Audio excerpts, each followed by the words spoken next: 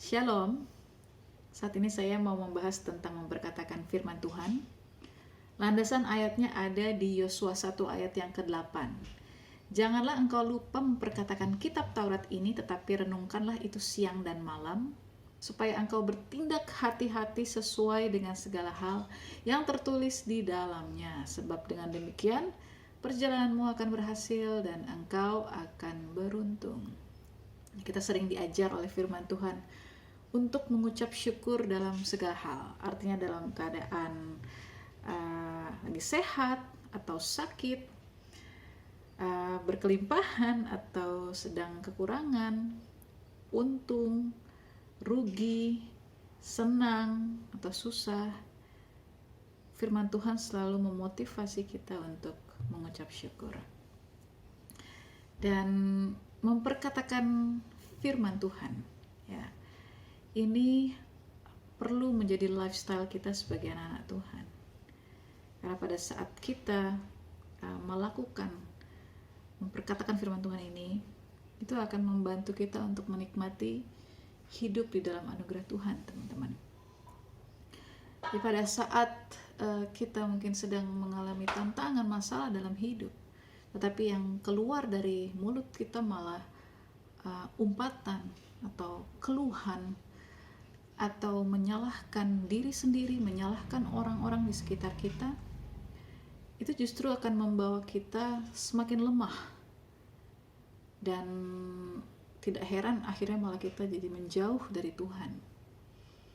Tetapi pada saat kita sedang mengalami tantangan, atau mungkin bahkan pada saat kita melakukan kesalahan, ya, kita bisa melakukan kesalahan, dan yang kita lakukan justru malah datang kepada Tuhan. Kita lakukan malah justru kita minta pertolongan kepada Tuhan. Kita ingat lagi ayat firman Tuhan yang berkata bahwa Engkau Tuhan tidak pernah meninggalkan aku. Tidak sekali-kali pun Tuhan Engkau membiarkan aku.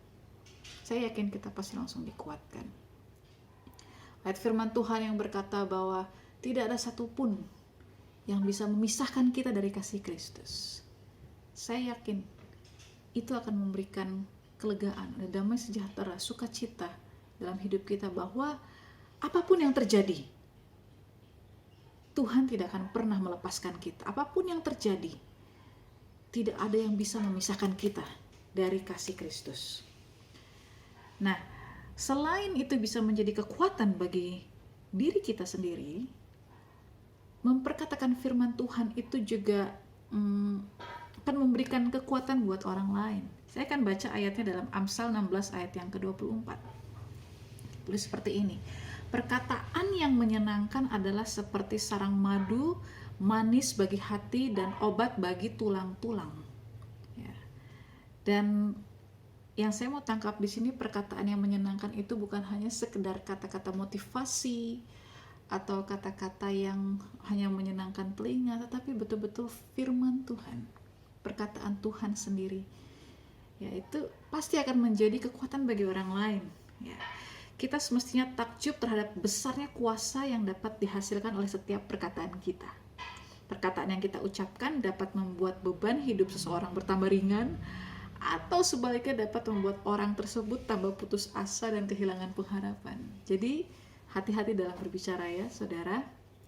Misalnya ada teman kita yang baru saja kehilangan pekerjaan, dan yang kita katakan kepada dia malah, aduh seharusnya kamu tuh ya waktu itu sungguh-sungguh dong dalam bekerja gitu. Kalau kayak gini kan kamu yang susah sendiri, kamu yang begini, kita terus menerus menyalahkan dia, dan pada akhirnya dia akan semakin susah katanya. Atau kita bisa memilih yang mengatakan seperti ini, ya udah, yang kemarin sudah lewat, tapi saya percaya Tuhan sudah menyediakan pekerjaan yang lebih baik. Jadi semangat ya, jangan putus harapan. Tuhan sayang sama kamu dan Tuhan tidak pernah membiarkan kamu. Jadi sekalipun teman kita belum mendapat pekerjaan yang baru, tapi perkataan kita itu bisa membangkitkan semangat, bisa membuat dia punya pengharapan untuk masa depannya.